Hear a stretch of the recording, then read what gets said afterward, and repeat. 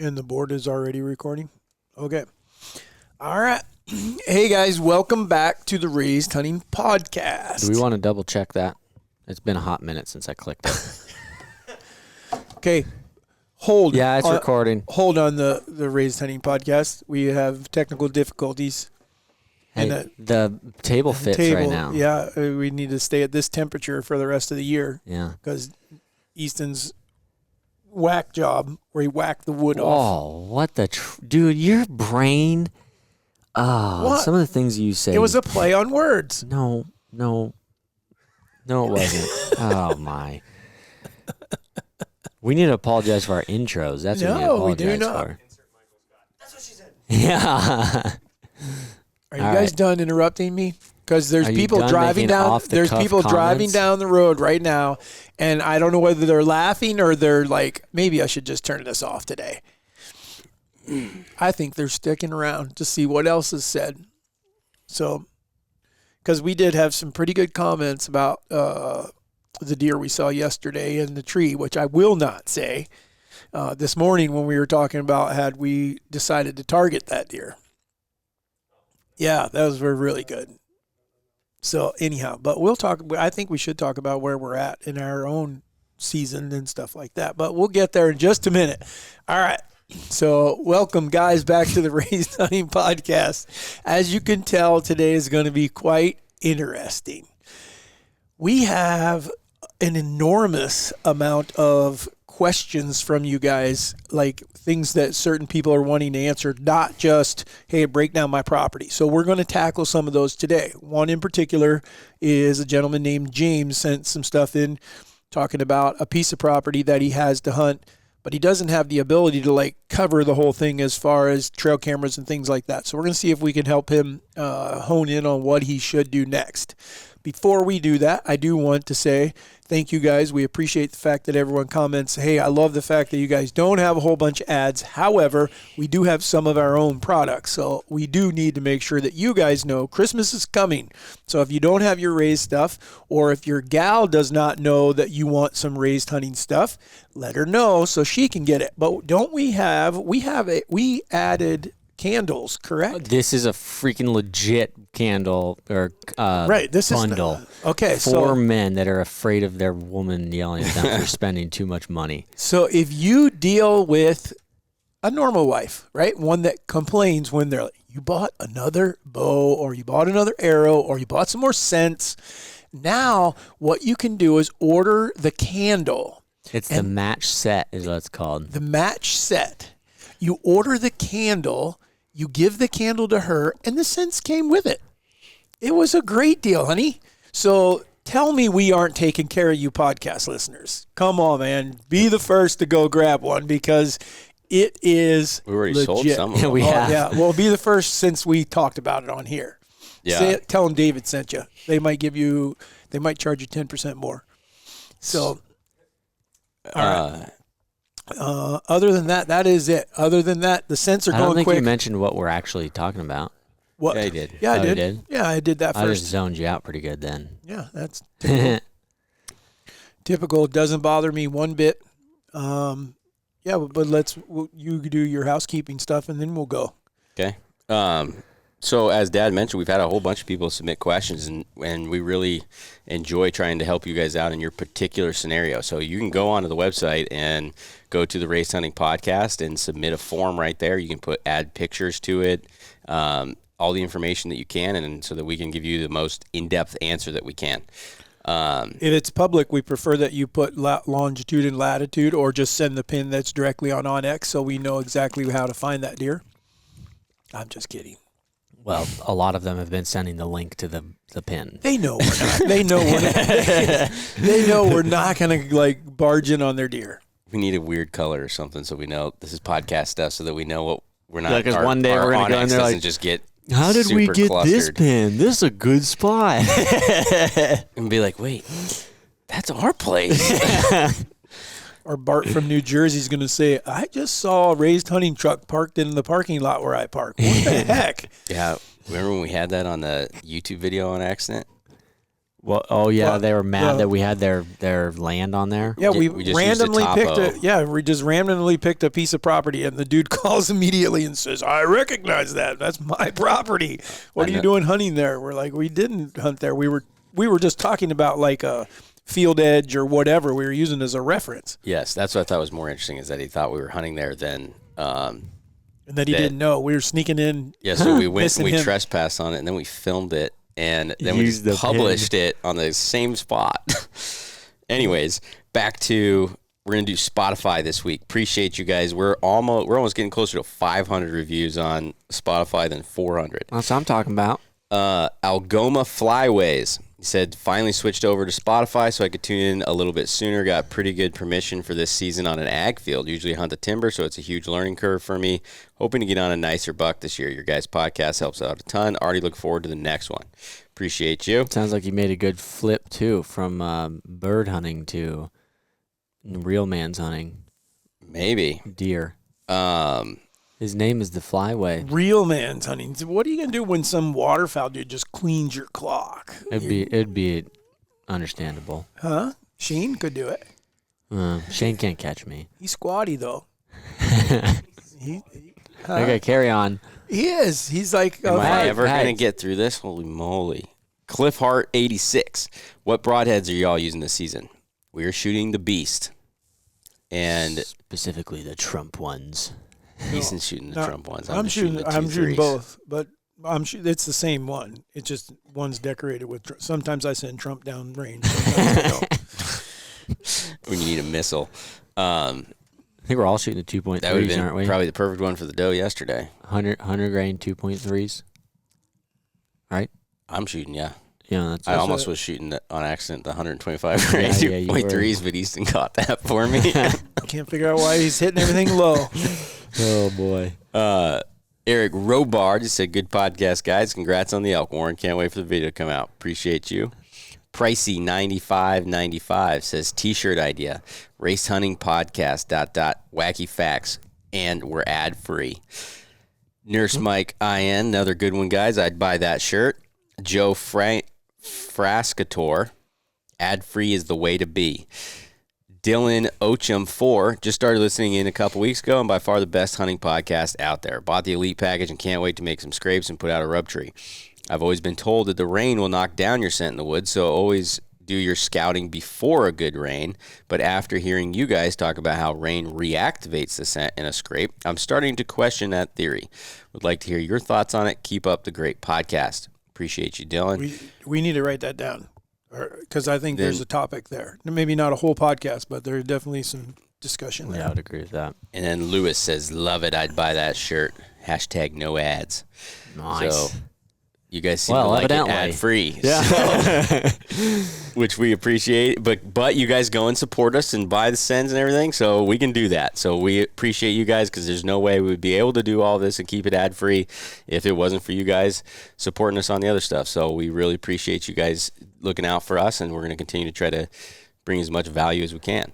Yeah, so please go to the GoFundMe Raised Hunting page immediately after listening to this podcast. No, I'm kidding. We don't have a GoFundMe page. All right. Well, we get to go right into our new segment that I am enjoying. You guys are doing very good on supplying us topics and questions on our website, so please continue to do so. We have 2 question and answer segment questions today. The first one is from Austin Dunham. He has 2 questions. One is 2 totally different scenarios here, but one is, would it be good to put a food plot in when you hunt in between crop fields, or just put a mineral block and have a rub tree or mock scrape? We could answer this loaded if we wanted to, or we could answer this pretty simply, because I don't think they don't all go together in the first place anyways. As far as he's hunting between 2 Ag fields. Would it be, between 2 crop fields is what he's got here. I mean, it would be nice to have a food plot in there. The mineral block I wouldn't touch, but that's because of our area. We can't use. I mean, we can use food and stuff in Iowa, but mineral, I hate mineral because it leaves a hole. So even during the season, in places where you can't bait, I don't touch them. Like, I don't put them anywhere. Well, I would assume that this is a place where it's legal. Yeah, I wouldn't even. I mean, I'm just not a big fan of using them in the first place. because it does make such a big freaking. You end up with holes everywhere. Yeah, but if it's legal, I definitely think it helps the deer. I do think that bucks benefit from it, and so do does at the right time of year. However, I would qualify with it. I wouldn't depend on that in a hunting scenario, because what I find is most bucks go completely away from mineral during the hunting season. That's not a time of year when their body needs it, and so they get away from it. And where they seem to seek it in July, August, and then I think they seek it again in the winter or spring, but they don't. At least here, I noticed that like any place that we've ever had mineral that someone else had, whether it was left there or whatever, or because a lot of times you'll see cows, farmers had stuff, and they're getting inundated by deer on their mineral for their cows. But then we've seen where there's not been any there in the fall. So hunting scenario. Well, I guess my question is here, because I don't know exactly what are we talking. He didn't send a picture, did he? No, you're just gonna have to assume. So I would say that if you're hunting in between two crop fields, it doesn't sound like he's alluding to the fact that they're really far apart. So right, like two crop fields and a waterway in between them, and he's talking about putting a food plot, timber or something in between. I mean, I'm just gonna answer with assumptions, which is fine because they're gonna hear it. I'm assuming that they're not that far apart. I wouldn't probably waste my time with a food plot simply for the sake of if they're close enough together, they're probably going to be going back and forth anyways, or going to one or the other of the food sources. So I don't necessarily need to add a third, but it would be nice if you wanted to, if that's a natural funnel for them to come through, or they're going back and forth one spot or another. Having a rub tree in a spot like that would be pretty legit. To have them, because if they're naturally on both sides anyways, then you have a central point where they're wanting to come check something out. So that would be my answer. A scrape would be great too, but I think a rub tree would be more beneficial. I would agree. I think rub tree, if there is room for a food plot, if you chose to do that, I would try to keep it small, make that, that's a kill plot. And I would be doing, if it's corner beans, I wouldn't do corner beans in the food plot. Yeah. I would do maybe Turnips a green or something. Yeah, something else that change it up, that make it a little more of a destination. But I think a rub tree would be just as good as anything, in my opinion. Yeah, well, the thing that I guess, again, I just don't know the scenario. So if I'm thinking you said like a quarter acre food plot, something you can pretty dang near shoot all the way across everywhere. But I would possibly put like Egyptian wheat or some type of sorghum on one or two sides of that, because it sounds like if there is an agriculture field that's bordering it, it could be wide open. But yet that would give you a way to get to there that they couldn't see you if they were a little farther off in the timber or whatever. I would have to see the situation. I can't say that I see a food plot being a huge benefit. And like I said, I wouldn't use mineral, but I do think that I agree with Easton that the rub tree is probably... That's something we do it now in scenarios similar to that. So that's 100% where we'd go. All right. Where I'd go. Second question is very simple. And it is long D loop or short D loop when using a thumb button release. I said it was two totally different topics here. I don't think you ever even shot a thumb release. So I can't answer that. I am a short D loop person all the way around. Yeah, I don't really care for a long D loop, no matter what I'm shooting. But it also is kind of a preference type deal. If your D loop is having to get too long, you're probably compensating for a draw length issue. Whether you're shooting a index finger or a thumb release, whatever it is should be comfortable so you can get it in the same exact spot every time. Mine's probably just over a quarter inch, something like that. Your D loop? Yeah. I bet it's like half inch, maybe. Probably 5/8 of an inch. Yeah, I mean it's not on the longer side by any means. But you also don't want a super short one with. I guess what he's probably asking is because you have to twist it when you have your thumb release attached. So I wouldn't do anything where it's like freaking really really short. You don't want that, but you also don't want super long D loops. That does nobody any good. The only thing I would think of is I'd want to qualify what does he consider a long D loop. Like if we're talking, why is that so much louder? Just because you're thinking about it. If we're talking, it's an inch and a half or a 2-inch D loop. Yeah, I think that's too long. You don't want that. But the only reason I could see that, the more I think about that now, he kind of actually just maybe gave me an epiphany, is if you had a little bit longer D-loop, you don't have an issue with it, but I did, and I messed with it a ton. If you had a little bit longer D-loop with a thumb release, I think that would reduce face pressure because it's going to be a little bit. My issue was it would always kind of get a little bit across your face, get a little bit tight, and kind of be pushing into my face, and was too much. Or a little bit longer would move that a little more forward. You wouldn't be quite as pulling into it. Yeah. And when I say a little bit longer, we're talking maybe like 3/16 of an inch or something, maybe a 1/4 inch, not an inch and a half. But you got to keep in mind too that you're losing a little bit of speed and velocity off of your bow if you're drawing so an inch shorter. Yeah. Yeah. Versus just changing your draw length. Yeah. So yeah, I could see that somewhat. I guess I've never really had that. If you have, I've seen some of these other guys shoot long D loops, like that are good shooters. Yeah. And so there must be some reason that they're doing that. Huh. I do not. Oh my goodness. I do not have a reason to shoot one long. I don't have an issue with it. So I do think that's kind of a personal preference type deal there. Yeah, maybe a lot. If you have a legitimate reason as to why you're having to do one or the other. Because I can't tell you that I can answer that super honestly. I could tell you for sure if you're shooting like a D loop that's an inch and a half, that's too long, right? There's no need for a D loop that long. But otherwise, you should be fine. All right, last one, so we can get into the topic. You read this one earlier and you thought it was funny. Recently found out my grandma owns 16 acres. That is kind of funny how he words that first sentence. She gave me permission to hunt it, and I was wondering where I should start. It's my first piece of private land to kind of set up on my own, and I'm not sure how to get going with it. I'm from Northwest Florida, so it's not the greatest deer hunting in the world, but they're definitely out there. Her property is just woods, but there is neighboring fields and stuff surrounding her property. Very simple. Sounds like he might have the honey hole. Go walk it. Yeah, that's a pretty easy one. Not to be brash or anything, but I mean, it's 16 acres, which is plenty to be able to have something come by, but it's not going to take you a whole heck of a long time to learn it. So just get out there, see if you can find some trails, see where deer are coming through, where they like to hang out. Maybe they're bedding in that area.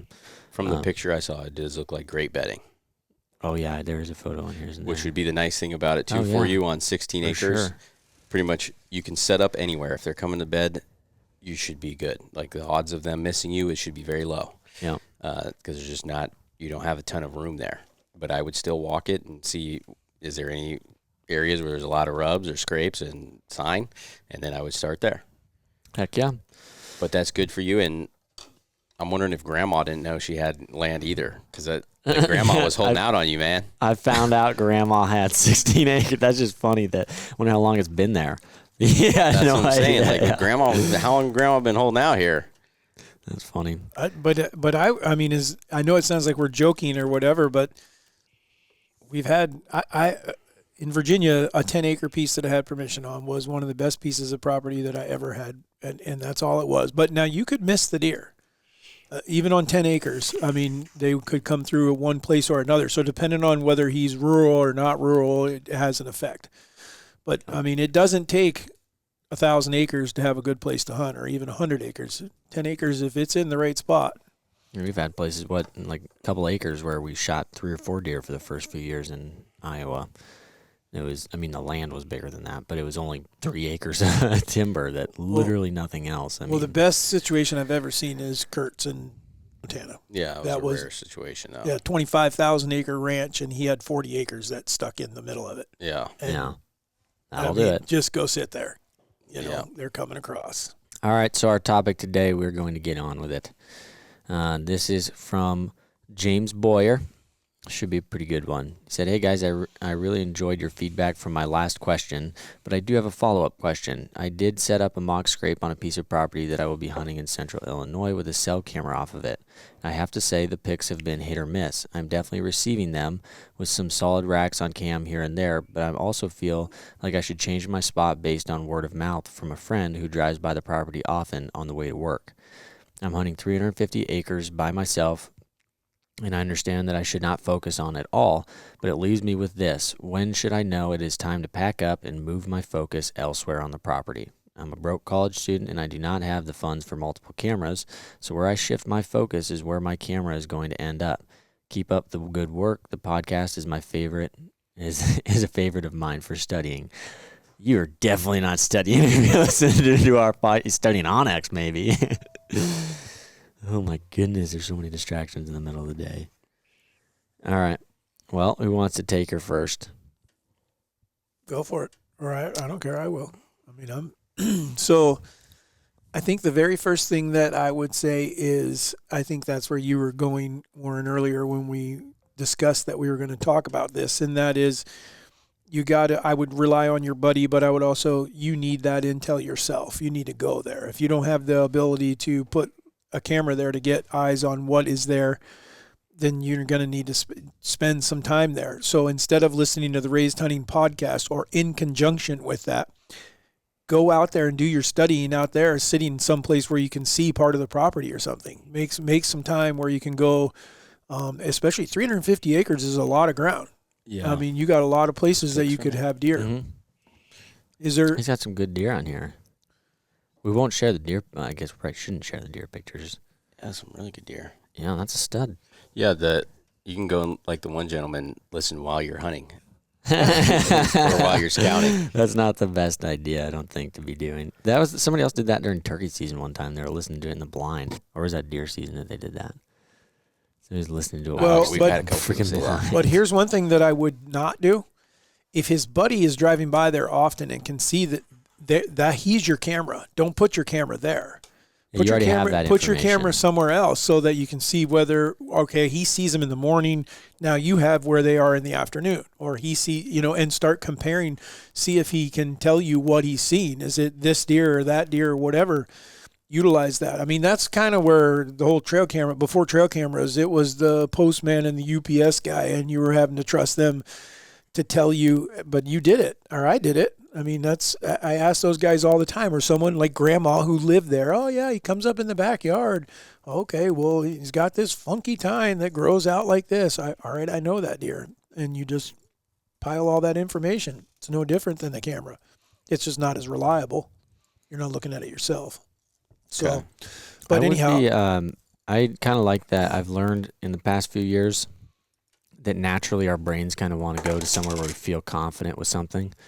Like whether you're trying to put a camera somewhere where you're like, oh, I'm going to get some pictures here, which is a good thing. But at the same time, if you're in an area where you're trying to learn something and you do know certain things about it, or you've seen certain places where you see deer coming out and everything, I've found lately it would benefit you a heck of a lot more to go put your camera or go sit somewhere where you don't know something about it, like where you can rule something out. You're either going to get into something that you had no idea was there, or you're going to say, okay, there's just not very many deer coming through this area.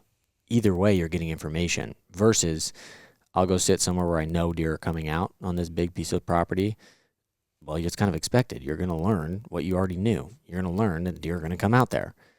So I think that's a really good way to look at it is one way, if one camera, I don't think you'd have to be relying on the cameras solely at all, but if I had one camera and a lot of land, I would probably leave it there for a little bit. And then like a couple weeks, or maybe a week or two, get some information, move it to the next one. And then I'm going to hunt different places too to try to get an idea of where I can find other places. But the more I can move that around to different areas and get some information is going to give me a lot of information. Okay. Possibly. I mean, it's all, I mean, when you don't have the information until you don't have, I mean, even no information is information. It's telling you they're not there or whatever, meaning no sightings. Okay. Like he said, you still learn something, and that you're going to be doing that your entire hunting career. So you might as well just start. I don't know that I would look for places where I think are out of the way. I'm going to try to look at whether it's an Onyx, that's where I would go. If he doesn't have the money for something like that, then I would possibly pull a topo map or whatever, or even go to the library. I think you can pull that, or now online, I think you can pull up Google Earth and be able to see that stuff. Make sure you get your atlas to get to the farm. Your topo. Hey, if you get a topo. You guys make fun, but that's all there was, man. I know. I believe it's pronounced topo, though. Talking about it. Topographic. It's topographic. So, but the people, it's like tomato or tomato, I guess. Yeah, Topo or topo. Tomato isn't right. It's a tomato. Even though it's topography, Yeah, like potatoes. I would say 90% of the people say topo map because topo doesn't sound right. Okay. Okay. All right. All right. Anyhow, so I would be trying to learn the property and understand what I'm looking at, and I would be going into the areas where I do think I'm going to see deer, and that's where I would be putting my camera. I don't want to waste my time trying to rule out everywhere else. I want to focus on where I think is the best place to start and go from there. Okay. So, James, I'm just going to speak to you as though I was in your exact position. So probably the first thing that I'm going to do is I'm going to skip class 1 week. And the whole week? I said, well, he's like, I meant today, but week works too. I skipped all 4 years of it. So. But one day, depends on if you really think you're going to get this degree or if you're going to use it or anything. But that's besides the point. Any of that aside. So we're going to skip one day, or you're going to use a hunting day. That's your two choices. You got to either skip a day of school, or we're going to use a hunting day on Saturday or Sunday. And I'm just saying that this was me. So we're going to say me personally. I'm definitely skipping a day of class, and I'm going to drive down there, and I'm going to start 8 a.m. or so, and I'm going to take onX, and I'm going to track myself, and I'm going to walk every inch of it. And you're going to bust some deer, and you might see a buck or two, and you might think that you're going to screw it all up. I don't believe you're going to, especially 350 acres just by yourself. And then what you're going to do is every time you find a big scrape or lots of tracks, anything that stands out to you, you're going to mark that on onX. And now is what you're going to do, and I would grab your camera. I would go and pull your camera, and I'd have it in my pack, and don't let yourself put it up, because you're going to find a spot, like, oh, this is it, and you're going to put up your camera, and then you're going to go a little bit further and be like, meh, this is it. So I would just put it in your pack, walk the whole thing, then go back. Yes, it's going to be a long day. Like, you're going to be able to put some miles on this. And then there's going to be one spot, in my opinion, that is going to be like, this is the spot where I want my camera. And for me, usually it's going to be in the timber. And then I'm going to take my camera back there, and I'm going to put it there. After that point, I'm not going to live off that camera. And I think Easton said a really interesting thing, that everybody gets super confident in what they see, and they forget about what they don't. And I think the more I look at the times that things have worked over the past several years for all of us, it's when you're taking the information of all of the stuff that you can't see and utilizing that information. Because the deer that most of us are hunting are spending 95% of their time in places where you can't see them, not in the fields. They're in the timber. That's where they're going to bed. It's where they're chasing does. It's where they're spending the majority of their time. So I'm going to learn everything that I can about that. I'm not going to let myself live off that camera, because you're going to probably get a couple really good deer on that camera. They're going to hit it, and you're like, man, I want it. I got to be there. I got to be there. I got to be there. I wouldn't do that, because you need to use your woodsmanship and figure out where these deer are going, what are they doing, what do I think is happening. And then from that point, I would be looking at my map, and I would be saying, okay, I have all these points, I have all these things that I've plotted, and I have a scrape, and I have a rub, and I have this, and I have that. And most of the time, that's going to tell you somewhat of a story. It's going to give you some information that you can now utilize. And I'd be utilizing that information to tell me what the story is. And then on top of that, I don't know if he has one stand or if he's saddle hunting or what he's doing. Is he saddle hunting? I don't know. He doesn't clarify that. Hopefully has some ability to be mobile, even if it was not preferable on the ground, but even possibly off the ground. Is what I would then be doing is I'd be taking all of those points that I plotted. I would also be plotting possible trees for stands. And then is what I'm doing is I'm hunting each one based on the wind.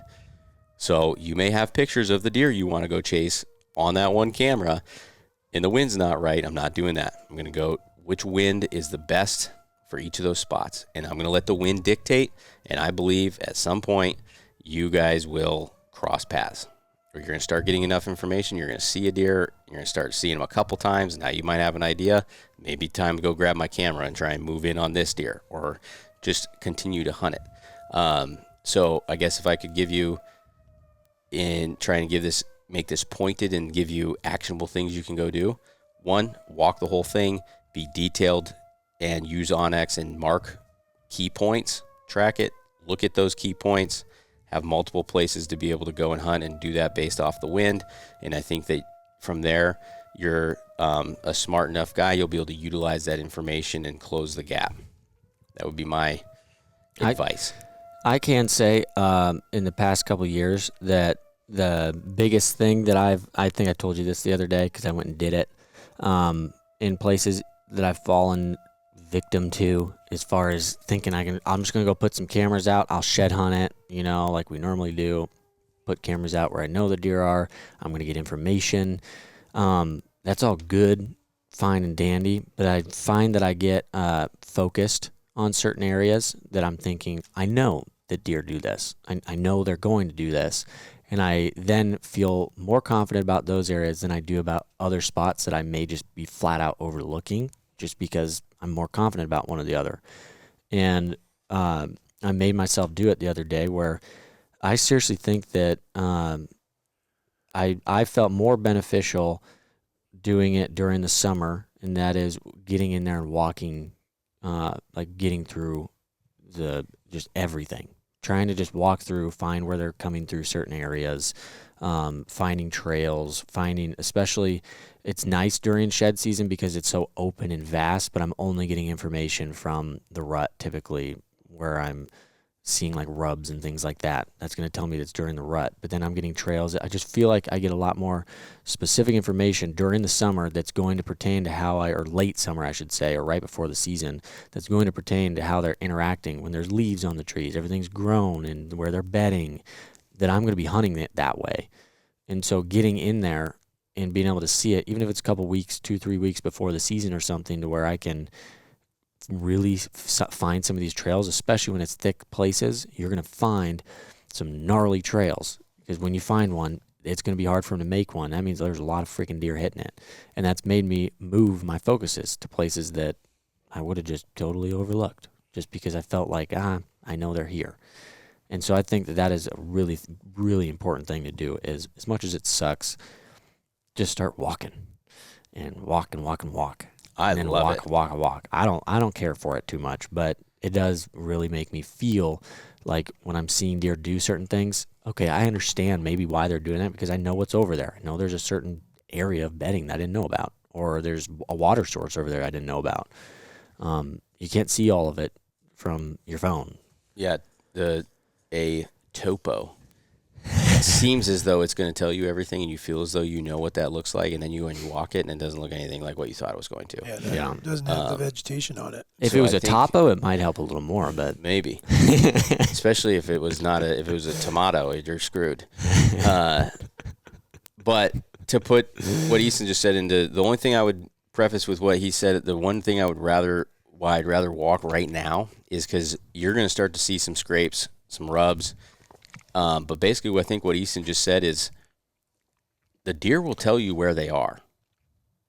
The map shows you where you think they are. Listen to the deer. Yeah. Go where they are. And they leave sign. They will show you where they're at. Now, specific bucks, a one specific target deer, sure, he might be doing something weird where he's out in this little island thing or something like that. But, I mean, deer in general, you're going to be able to get in the ballpark. Just from reading their sign.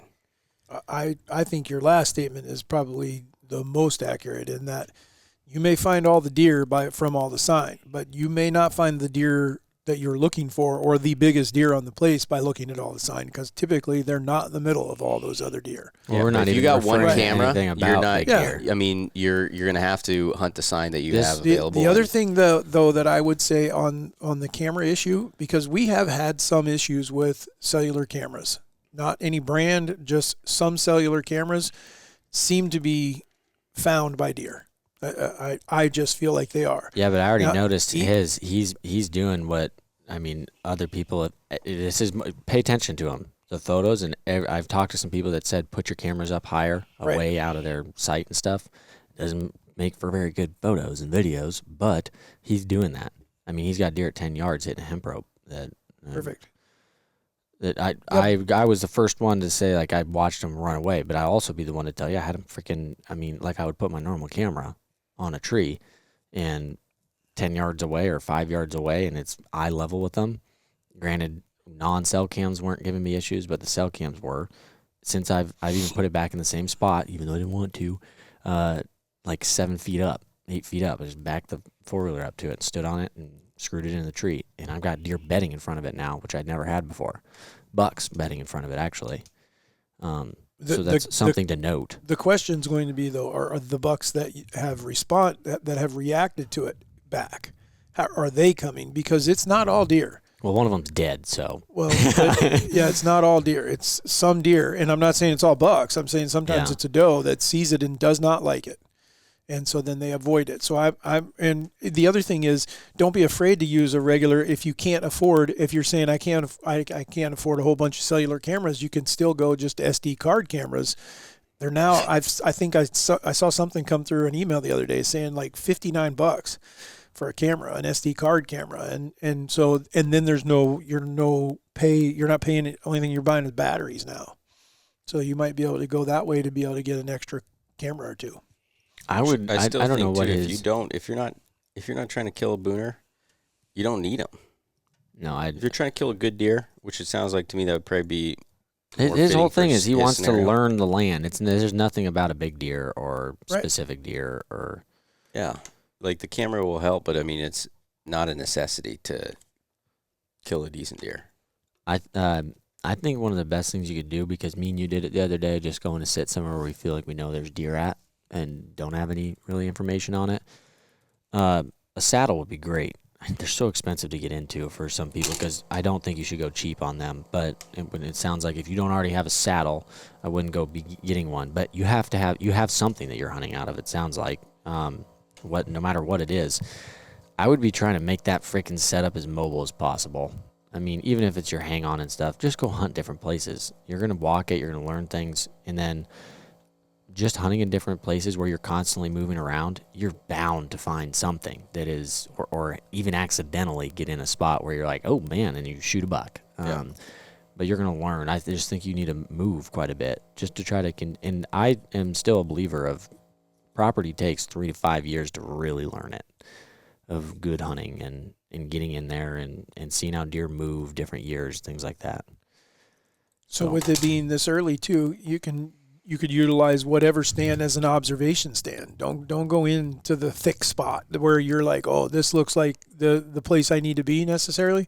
Maybe you stay 200 yards away, 150 yards away, or whatever. You can observe and see, are deer going in and out of there? Are they coming from a direction you weren't expecting? And so wind would have screwed you there if you'd done it. So you can, I mean, and again, that becomes time, because then you're missing that week, meaning this week, to be able to be ready for next week, and maybe it's too late. Yep. Faux show. Well, I think that gives him a pretty good idea. Any other comments about it? I think we answered his question, didn't we? I think so. I'd be willing to bet he's going to come back with some more, though. Well, I guess he did. He said we already answered one of his questions. He said he came back with another one. But we've got more of your land breakdowns. We will be getting to those. We're trying to stay a little more seasonal right now. But do we want to talk a little bit about our season right now, where it's at, what's going on? I feel like that people are like tuning in. I know this is a week out, but I mean, what we're seeing, what's coming up. So I started logging. We do it both for business purposes, and for deer hunting purposes, which isn't necessarily what I would consider business. But logging when our first deer really started hitting our trees, that we're putting in, meaning, and what scents we're using and things like that. And I now can predict a day that I'm not saying that day is when it all starts, but it just seemed to work around that day, seemed to be pretty common amongst 7 different rub trees that went in. 4 of those 7, the first time were hit by a hardhorn buck on October 3rd, meaning working the tree. Now, don't get me wrong. I have some as early as, what did I say yesterday? The early September.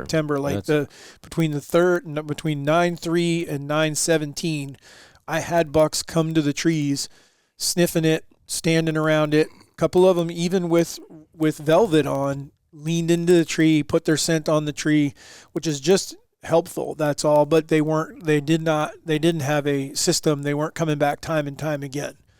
But starting around the 3rd of October, I started seeing multiple deer coming to a tree, one deer rubbing a tree and another one showing up shortly thereafter, things like that. So for those of you that are always reaching out to us and you guys are asking, am I too late to put my tree in already? The answer is no, ever. I mean, I think you can put it in at any time and still get some kind of reaction.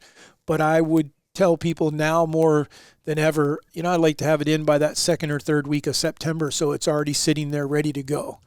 And then let them come in and start working on it. And again, we have a multitude. All of ours are white pines, but there's a different amount. I would say mine are all probably 3 to 5.5. I mean, some of them are pretty big, but some are just average size, but I lean toward the bigger size trees. So 3 inches to 6 inches in diameter is what all my trees are, is what I would guess.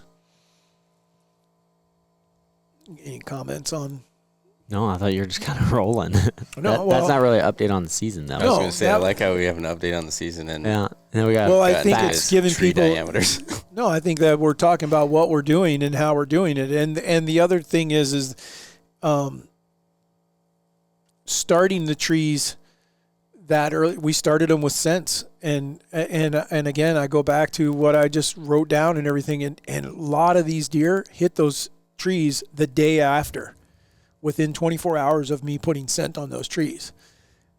The majority of them was probably 4 to 5 days. It seemed like it was a little further out than what I was really wondering but that's not the case for scrapes. I seem to have immediate responses on scrapes, a lot of times same day. I bet if you put a rub tree in right now, you could probably have an immediate response. Absolutely. And that's where I think when we killed Brahma, we're talking October 20, we shot him on 27th, and I put it in on 25th. Yeah, so it's a little more timely. Yeah, as you get into them, utilizing them more, then you just jump right in the mix. Right. Yeah. So, but our season, to kind of back up, this is the 9th, is that right? So we're 9 days into the season. The first, 5 days or 6 days were 90 degrees. Yeah. Tough. You guys even said, I'm not even going to bother with it. And Nick and I were still sitting. We killed a doe.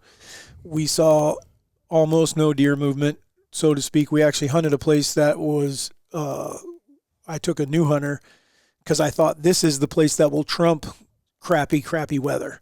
Because we've seen as many as 30, 40 deer in the timber from a stand there. I was like, there's no way we're not going to see some does. And we had a brand new hunter. He's never gotten to shoot a deer before. And so I was all pumped about I didn't expect to see 30 or 40, but I figured we'd see 3 or 4, and we saw 0. Just did not see any deer. So 90 degrees will kill them. Far as they're like, I'm not doing nothing. Yeah. Yeah. They just want to stay cool, and there's no need for eating. There's no need for anything. However, they're still out there. And at the same time, I say that 2 guys sent pictures this morning that are also not 30 miles from us that killed 2 giants on October 1st and October 2nd. But I believe they had those deer patterned really well. And that's something we talked about in a previous podcast not too long ago. And I was saying, if you're fortunate enough that where one is doing that, you need to be on that deer right away. Because if you have 10 spots out there, meaning scrapes or rubs or whatever, 9 of them will not have a deer not a shootable deer. If you're looking for something of bigger caliber kind of deer, you won't have 10 of them to pick from and say, oh yeah, they're all doing this at that time of year. There might be 1 that has found that spot. And these guys found 2 though. And they killed 2 tremendous deer. Do they own their ground? No. Do they have leases? I don't know that. I just wonder if they set the ground up in a specific way that helps them capitalize on that. I don't think so. This is part of the urban deal, so I don't think they're doing much on food plots and stuff. That is very helpful, though. The urban stuff is extremely helpful, depending on where it's at. I have quite a bit of experience with that one at this point, and if you got the spot and you know where the deer are, they do not go far. Also, apple trees in everybody's yards, in a lot of them, and right now they're dropping apples. Yeah, so 100%. I just tracked one actually that was shot off of an apple tree. So then, what's your update? So right now, I would say we've just got, what were we, the 7th? I think, 3 days ago, the weather changed and cooled off, and we've all seen a decent buck of some sort. Not a a giant, but we've all seen something in the 3.5 year old making a rub, making a scrape, that kind of thing. That buck this morning was, I know you couldn't see him down there, Nick, but he kind of fiddled around like what he was going to make a scrape and stuff like that. So I think we're just in that beginning stage. This is that time, man, though. If you can, I did it the other day. I think it was the October 4th when I rattled in, that spike came, I mean, if you're close to those bucks, and they will get up on their feet and walk somewhere. Do you have a bigger one than a spike? Early? Not rattled in. Okay. That one that we had yesterday. I thought you were going to use a larger deer as an example. No, I don't. I mean, not this year. I haven't rattled. I don't know that I've ever even picked up my antlers and said I'm going to try blind rattling on October 5th. I've grunted. Now I've killed some deer where I grunted at them, but I saw them. Yeah. I saw the deer on his feet. I hit the grunt call and they walked right to me. My point being, I know we're all not thinking this. Right now can be a super deadly time to call a deer to you. If you can see him, there's a good chance he'll walk over. I can't tell you how many people and how many videos I'm seeing on our trail cameras, 2 bucks fighting and a third one shows up. I'm seeing a lot of fighting. Yesterday, me and Warren had. They couldn't have been going that hard, but they were definitely fighting a little ways away. And another buck showed up. I don't know if he's showing up to the antlers or not, but he definitely, like when he got to us, was facing them, ears tilted for a hot minute. Then he ended up getting pissy about the wind, which was us. But I do think that he was probably coming that direction because of the antlers. I don't know if he's going to make it that far, but Nick and I had 2 bucks fighting that we never saw the other day, but 3 bucks walked the other side of the field. A small food plot, about half acre, 3/4 of an acre plot. And so my point is that put your freaking antlers in your pack right now. Have your grunt call on you. I mean, because if you see one, there is a good chance they will respond. Yeah. Really good chance. And so far right now you shouldn't, and they're not going nuts. It's not like they're just wanting to beat up on everyone, but they're just responding because it's starting to become that, oh, we're getting closer here. Like you're already seeing that your 4 and 5 and 6-year-old bucks or older, they're not with anybody anymore. That whole bachelor group thing that we were all buddies 3 weeks ago or a month ago, that ain't the case anymore. So let's say that you're hunting a specific deer. You have a target deer tonight. He walks out at 110 yards. You rattling at him? Probably, if the wind's right. Now, the only thing that I'll caution everyone, if your wind is marginal at all, I never touch the antlers because they are going to try to circle downwind. So I got to have the wind right in my face to do it. Otherwise, what I'm going to do, I'm going to look at the weather for tomorrow. Can I move up on him? Because there's a good chance he may do the same thing again tomorrow. Yeah. Are you rattling at him? No. I wouldn't even have my antlers in my pack yet, simply because I'm not going to, I'm seeing deer fight, but I'm not seeing anything of any age class that is like actually doing something or responding to it. It's all little guys just hammering each other. I would maybe, if I had them there, and I'm also thinking of specific, if I'm hunting specific deer, I'm not risking that because I do not want them to go the other way. I'd rather be undetected. I wouldn't rattle at him either just because of what you just said. I think that there's a good chance he'd do it again the next night, and I can probably try and move up on him. And if I just don't mess with him, hopefully he'll do it again. My whole thing is, what are you losing if you rattle at him and he doesn't respond? You think he's going to run? No, but I think I have had he might. Plenty of deer run away from antlers that I don't care to screw. That if it is a target buck, that's a different scenario where there's not 10 target bucks. There's only 1 target buck, so I'm going to probably play the safe bet on everything simply to play the safe bet. I don't need to go for it on fourth down. I can be the wimp. I don't think it's going for it on fourth down. I think it's just trying. That's okay. It's disagreement. Like I said, if the wind's right, I'm going to hit the antlers, see what he does. Because worst case scenario, he just doesn't come, and then I can move up tomorrow night. Or he does the worst case scenario is he goes the other way, or he gets downwind and. No, that's what I'm saying. That is genuinely the worst. If there's any chance that he can get downwind of me, I don't care whether it's October 7th, October 27th, or November 17th. If they can get downwind of me, I'm not touching the antlers. I'm just saying the worst case scenario is he can figure out something was up, and now he knows that there was something up versus he didn't know anything if he was just chilling. Sure. That's why we all get on however we want. That's why we live in America. So I guess my update would be that I've shot one doe, and I'm going to work on stacking them up. I had to have be a camera guy last night. Oh, Dad has 9 sits, and he's got 3 does. How many sits do I have? I think 3 now. I don't know. I filmed you twice or once. If we go on a percentage, I'm beating Dad because I have 33% okay. of the success weight says rate. otherwise. Hold on. Let's see. If he's killed 1 in 3 sits and I've killed 3 in 9 sits, I'm pretty sure if we do the math, it works out to the same. Not if 2 are in 1 sit. 1 in 3. We're 2 in 1 sit, though? We're 2 That would make his numbers better. No, because it'd be 2 out of 9. No, all of mine have been singles. Killed 3 and 9. We're saying sits. Yeah. Statistically. It's the same. They're both a third. That's right. So, anyways, just giving Dad some crap. I do have a message for all of you. If you're in the Midwest, relax. Just take a deep breath. It's okay. Yes, I'm talking to you. You right there, listen to this right now. I'm talking to you. Relax. Okay? Because I know is what you're doing is you're waking up every morning and you check your cameras and you say, son of a bitch, because you're waiting for a big deer to be on there. Relax. Okay? Or you go pull a card. You got a ton of crops in. It's still really warm. They've just moved. They're going to show up. Okay? Just relax. And I'm saying that because this is an old message to my prior self who would be really stressed right now. And fortunately, we've gone through this enough seasons that I've learned if you're not seeing a bunch of your big deer right now, that is normal. It's completely normal. Let them get the crops out. Let them get a little bit further along.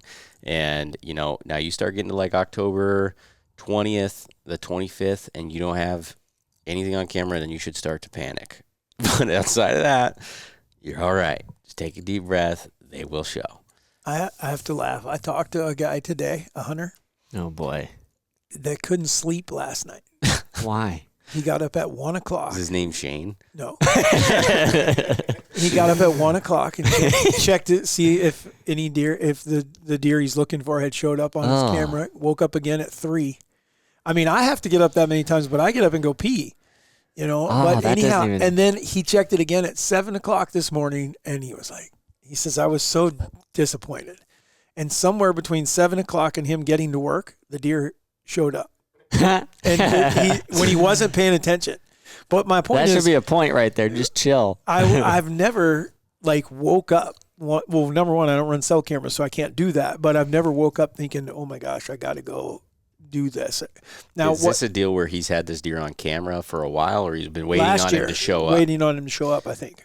Oh, so he's been probably waking up every night for the last. Because last year he showed up on this day, and so he was banking off that. Wow. However, he showed up again on the same day. Yeah, he did. I've had so many people tell me that after I've talked about that. We've all talked about that. Year to year is nuts.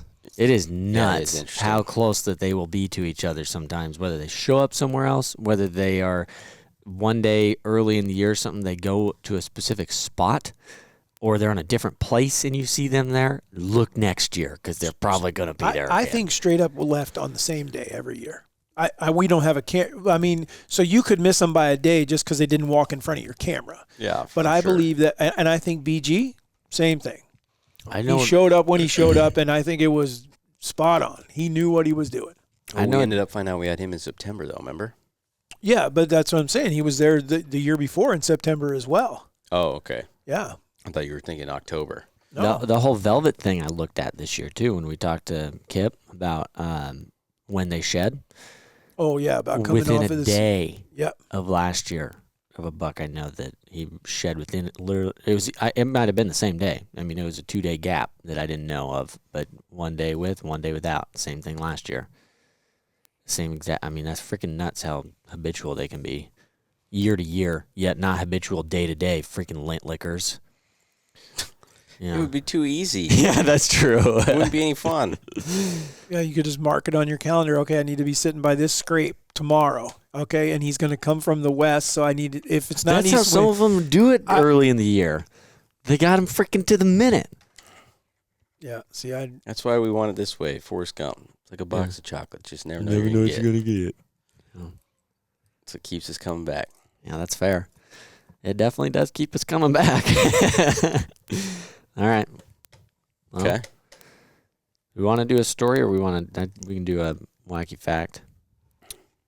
I have a wacky fact. I have one for you too. Ooh. All right, we ready? Nick is gonna love it. This one has to be better than the last one. All right, turn on the buttons, and I would we're not agree just with that. giving agreement. It has to be something that we would be like excited to go tell somebody else that, hey, did you know this? Okay, that's the parameters. That's a really subjective parameter. No, that's what a wacky fact is. It's not a wacky story. It's a wacky fact. Okay. This one should be perfect then. You ready? Ready. There's a species of deep sea worm called Osedax. It's also known as the bone-eating snot flower. Oh. The females are long, gelatinous tubes that burrow into whale bones and digest the marrow using an acid. The males, they never grow up. They're microscopic, eyeless, limbless, and live their entire lives inside of the female's body, existing purely to fertilize her eggs. Dozens, sometimes hundreds of them just living in there. It's basically an entire parasitic harem situation happening inside a sea worm on a rotting whale skeleton at the bottom of the ocean. That's disgusting. That's also terrifying. All I can think about when I read that is Bone Tomahawk. I don't get it. He didn't see it. It's this movie that me, Dad, and the Marlboro Man watched together because we were elk hunting. His name's Scott, but he looks just like the Marlboro Man, and he talks like him. He talks like this, you know.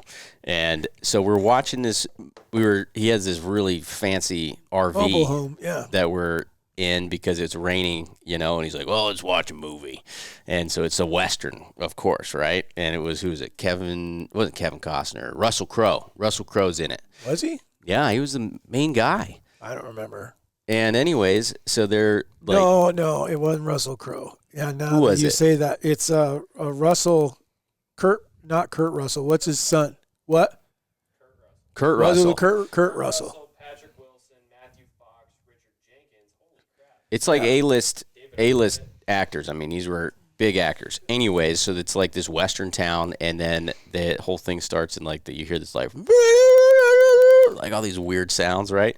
And it's these Indians, but these Indians are like 7'4" and jacked and all this stuff, right? And so they're trying to kill these Indians because they're not even like people, like they're like these Monsters, mutants, right? Yeah. Like extraterrestrial Indians. Okay. Interesting. Yeah, like Very the arrow that interesting they shot had a spiraled point. It was kind of nice. So anyways, they've been like stealing people from the town and eating them. Ew. Right? So Kurt Russell's like, we're going to take care of this, right? And so anyways, long story short, there's this one scene in there, if you have kids listening right now, cover their ears, where they take a jawbone and they catch the one guy, and one dude holds his leg and the other dude holds his leg, and they chop him open. What is the point of you getting this story? I'm getting there. Okay? And so then the power cuts out or something, and we go to lunch, and both Dad and I are a little bit mortified after this scene that we see. I was not expecting, like up until then, it had just been kind of a weird cowboy and Indian movie, though. I mean, they were trying to catch the Indians and it was like shoot the shark up. movie you and I watched, where you just couldn't not watch it, you know? Yeah. So I can't remember what happened. Something happens, you know, and we come back, and the Marlboro Man's like, well, we better rewind it a little bit, you know. Guess where he starts? Right on that. So Dad and I get to see the scene twice. Oh, it's Clearly, he's seen the movie a couple times. It was his favorite movie. And so then anyways, the next scene is like they walk through and you see all their females, which they've cut the eyes out of, the limbs off of, and everything. drove the and they were stakes in their eyes. Yeah, and they were one all was pregnant. Yeah. Ew. And so as soon as I read that, the first thing I could think of was Bone Tomahawk, because that's what it sounds like Okay, well, that is. I'm going to take us back a little more to the PG land. and not so traumatizing. Hold on, what? I don't know that was a green one again. This is That is, I agree, because that is something I'd be like, did you know that there's this freaking worm that totally owns the male and eats bones at the bottom of the ocean? That's kind of funky. I guess if you the way he reads the way he read it, you're never going to get that out. But you have to think out of the box. That is something that most people probably don't know. Oh, I would agree. Most people would not want to know that. They should name it to the bone. They should change it to the bone tomahawk worm. Mine's a 2-part that some people will know. Most people probably will know the first part. And Nick, keep your mouth shut because I know you're probably going to know it. And then the second part, I doubt people know about. Okay, can you name 2 animals, mammals, that lay eggs? Platypus. Okay, there's one. That's the common one. Mongoose? No. It's an anteater or a echidnas. I don't know how to say the real name. But Enchiladas. The duck-billed platypus does it, and then basically an anteater does it too, okay? Okay. So there's only 2 mammals that lay eggs. Okay, now can you...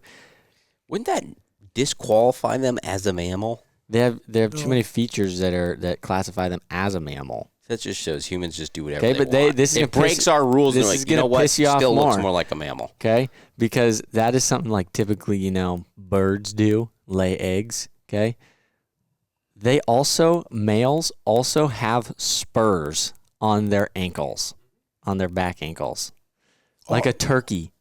For both species? Both of them. They both have. Be quiet, you freaking lint licker. They both have spurs like our freaking turkeys do. That's weird. Yeah. How did So we it should be in the bird family. I don't know. Oh, the duck-billed platypus has a half-bird name. Well, I'm just wondering, and you might have to beep this, Nick, because you think about a platypus. How did we get to that? That's always been a What do you question. mean? It's like a beaver and a bird duck. and a something else mixed together. Like, how does that happen? The buck. name. The buck beaver. And so out comes this freaking bill on a beaver. You're saying how did we get to a platypus as an animal or the name platypus? No, well, both. But how did we get the platypus is a screwed up situation. I'd say God had too much wine. I mean, it is a, Haven't you He's seen his like, oops. Instagram page? He shows how he makes everything. I don't know, but the platypus is. Oh, that's too many snakes. And then that whoever cow found one it is in the best. When are they milking the cow? Send lightning.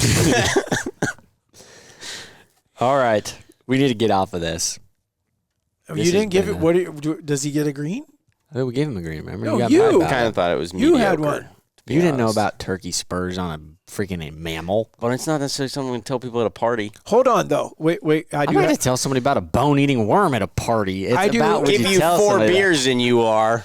I do have one thing to add because yesterday, and I haven't looked it up, and this would be a wacky fact as well. So yesterday, Nick and I saw something that I've never seen ever hunting. I have seen one, and that is we saw a black deer. I mean, I thought we just argued about this, about the buck that you had, that I said he's technically not the one in a billion because he's not all black, but he's... I don't. Not a melanistic deer, though, if it's got a skin Melanistic. permease. That's what black deer are called. Melanistic. No, I think it's melanistic. Melanistic. Melanistic is what you're trying to say. No, because That the only you word you know butchered. is melatonin, and so you think it's the same. It's What? not. What is melatonin? That's the sleeping. You have a shit. deer that has a skin issue. It's not black. He needs some canine derm No, spray. This is not. I don't. This deer is black.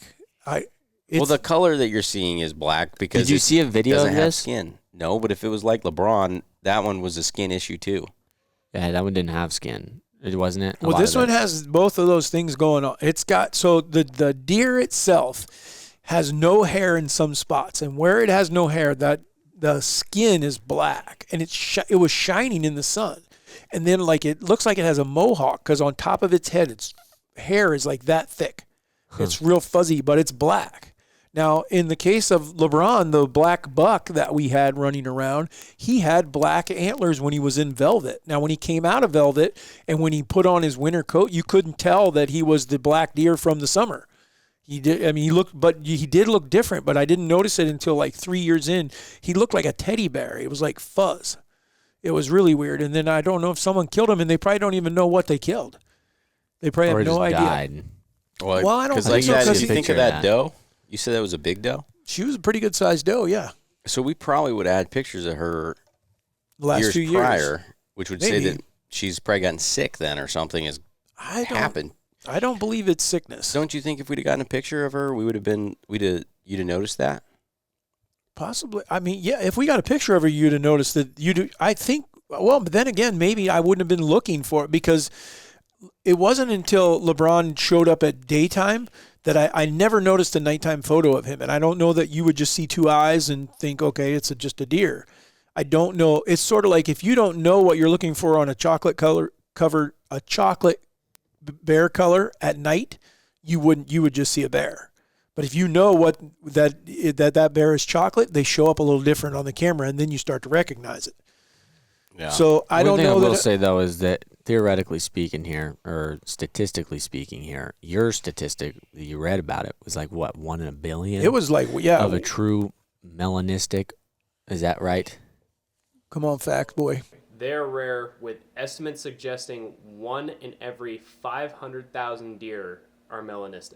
That's Yeah. way less than what we had originally thought. Well, but that's not your chances of seeing one. But that's like That's their the chance fur of being one. is black, okay, right? so 1 in 500,000 like an though, albino. of it being melanistic, and within a few years we have 2 properties that have one on it. That's like, that would be, if that's the case, then you need to take your own advice when you tell people they have stuff like this happen. You need to go buy multiple lottery tickets, and we won't need to ask for GoFundMe anymore. Right. Well, here's the thing. I've been white-tailed deer hunting for 47 years. And in 47 years, I've seen one albino, and it was not while I was hunting. And it was here in Iowa. I just happened to see it. Didn't get it on film. I've physically seen 2 black deer now, both in Iowa. One, LeBron, I never saw him during hunting season. I just saw him in the summertime. And the one time was outside the back window of the house. That's where I filmed him at. The one thing I would say, though, that would make more sense is if that is a hereditary thing, or if it's a deficiency. A rare genetic condition. So it's a deficient, or like something happens, it's not a hereditary. An excessive production of the pigment melanin, which results in a dark chocolate brown to black coat. According to these rare deer, have same dark hair, eyes, and hooves as a typical deer, but with much darker coloring. The condition is believed to stem from a recessive genetic trait related to the melanocrodin number 1 receptor gene. So it could be genetic. It sounds as though it is genetic. Yeah, okay. So, well, then if that's the case, then you could assume that maybe she's the mom or something. Or an offspring. Yeah, they're 3-4 miles apart. I was saying that maybe she's the mom because he was that far away. It would make more sense for her to be living there. But he's been and gone him to for move. 2 years. I mean, she ain't unless she had him. Unless she's like 8. Well, I've seen it. Yeah. I don't know, but I just know that yesterday I was like, what am I looking at here? And then I told him, and he was trying to get footage. I'm like, you got to get footage of this because I could see it through the binoculars really well. But I knew he was having a hard time, and the sun made it even worse because the sun was shining on it, and it was just a shiny blob because it didn't absorb the light like a deer with hair. You know, and then its head, the first thing I told him was, it's just a small buck, because that's how shiny it was, that the top of its head where that no hair was, I thought I was seeing 2 spikes. And I was like, oh, it's just a small buck. And then I looked through binoculars, I'm like, it ain't a buck. That's the top of its head I'm seeing shine. And I was like, this deer's black. That was crazy. I hope we get a video of it in daytime or hopefully we'll go look at his footage after we get done with this podcast and see what we got from yesterday, because he might have better than what he thought because he just couldn't see through the viewfinder at that time. That'll do it. Cool. All right. All right. So if you guys are out there chasing white, black, or brown deer, good luck to you. This hunting season is off and rolling, and so we hope that you guys are successful. Keep sending the photos. Keep sending the questions. We love it. Well, like I said, we'll try to do everything we can. If you guys have specific questions, though, you guys got to bear with me because every week I say it, every week we see it again.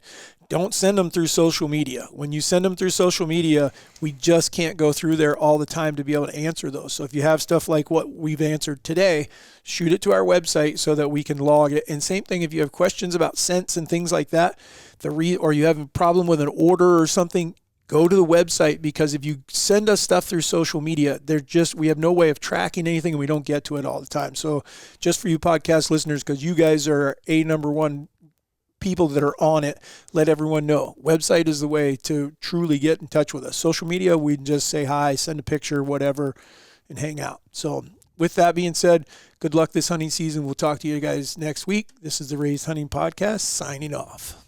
Appreciate you guys.